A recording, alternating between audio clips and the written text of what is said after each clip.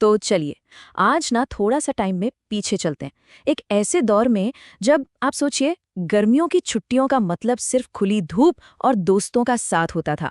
Mobile internet का तो कोई नामो निशान नहीं था। और ये कहानी भी ना बिल्कुल वैसी ही एक क्लासिक बचपन की है। वाह। 1999 का बचपन एक अलग ही मजा था। ना मोबाइल ना इंटरनेट, बस दोस्ती, खेल और शरारत।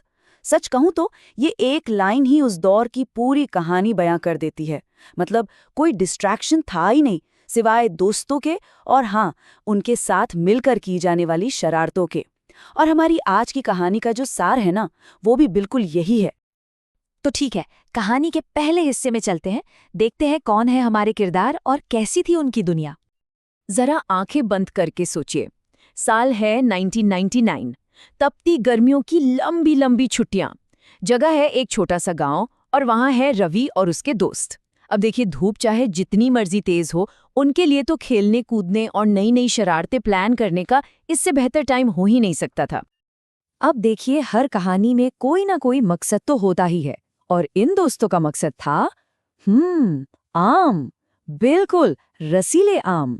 पर एक छोटी सी मुश्किल थी, और उस मुश्किल के लिए एक सीक्रेट प्लान, एक खुफिया योजना की जरूरत पड़ने वाली थी। तो निशाना था गांव का वो बाग जो रसीले आमों से एकदम लदा पड़ा था। लेकिन दिक्कत ये थी कि बाग के जो मालिक थे ना, काका, वो बहुत ही सख्त थे। मतलब पकड़े गए तो खैर नहीं, तो चुपके से घुसने के अलावा और कोई चारा था ही नहीं। तो फिर क्या किया गया भाई? एक प्लान बनाया गया। और सुनिए, ये कोई ऐसा वैसा प्लान नहीं था। अरे, पूरी स्ट्रैटेजी बनी थी। एक दोस्त को काम मिला पहरा देने का। दूसरा, जो सबसे अच्छा निशानेबाज था, वो पत्थर से आम गिराएगा। और बाकी सब, वो बिजली की रफ्तार से आम उठाएंगे। मतलब बचपन में भी प्लानिंग कितनी सीरियसली ली जाती थी, है ना? तो ठीक है, प्लान एकदम तैयार था। अब बारी थी एक्शन की, उसे अंजाम देने की। लेकिन जैसा कि अक्सर होता है, चीजें हमेशा प्लान के हिसाब से तो नहीं चलती, है ना?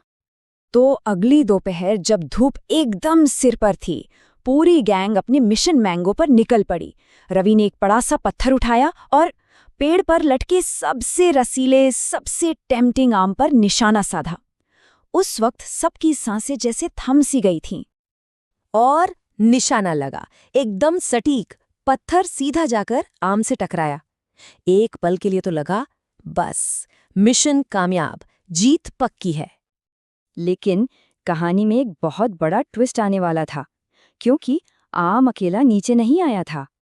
जी हाँ, उस आम के साथ मधुमक्खियों का एक बहुत बड़ा छत्ता, वो भी नीचे आ गिरा। और उसके बाद जो हुआ वो किसी फिल्मी सीन से कम नहीं था, यकीन मानिए। अब आम का सपना तो भाई चकनाचूर हो चुका था। अब सिर्फ एक ही मकसद था, किसी भी तरह वहां से भागो। जैसे ही वो छत्ता जमीन पर गिरा ना, चारों तरफ बस भगदड़ मच गई। आम, प्लान, दोस्ती सब भूल गए। हर कोई बस अपनी जान बचाने के लिए इधर उधर भाग रहा था। उस अफरा तफरी में किसी को कुछ समझ ही नहीं आ रहा था कि क्या करें। कोई भागते भागते गिर गया, तो कोई जान बचाने के लिए पास के खेत में जा घुसा। चारों तरफ बस चीख पुकार मची हुई थी। और हमारे मेन हीरो रवि, जिसने पत्थर मारा था, उसकी हालत तो देखने लायक थी। वो तो ऐसे भाग रहा था जैसे कोई ओलंपिक की रेस लगी हो। पीछे मुड़कर देखने का तो सवाल ही पैदा नहीं होता था। तो भरी इस पूरे कारनामे का आखिर हुआ क्या? क्या इन दोस्तों ने कोई सबक सीखा? चलिए देखते हैं। तो जब ये सारे शूरवीर भागते भागते वापस गांव पहुंचे, तो मधुमक्खियों के डंक ने अपना काम कर दिया था। सबके चेहरे फूलों की तरह सूजे हुए थे, और उनकी ये हालत देखकर पूरा गांव उन पर हंस रहा था। उस दिन सबने मिलकर एक बहुत बड़ी कसम खाई कि अब कभी कभी भी आम तोड़ने उस बागीचे में नहीं जाएंगे। लेकिन शरारत का कीड़ा इतनी आसानी से कहाँ मरता है ना? बस 2 ही दिन बाद वही गैंग फिर से प्लान बना रही थी। सुनो, इस बार टॉर्च लेकर जाएंगे और पत्थर थोड़ा ध्यान से मारेंगे। और सच कहूं तो यही तो बचपन की खूबसूरती है। सबक सीखने के बाद भी अगली शरारत की तैयारी तो चलती ही रहती है। ये कहानी बस याद दिलाती है कि वो बेफिक्री वाले दिन कितने कमाल के थे। ये सोचने पर मजबूर करती है कि बचपन की ऐसी कौन सी शरारत है जो आज भी याद करके चेहरे पर मुस्कान ले आती है।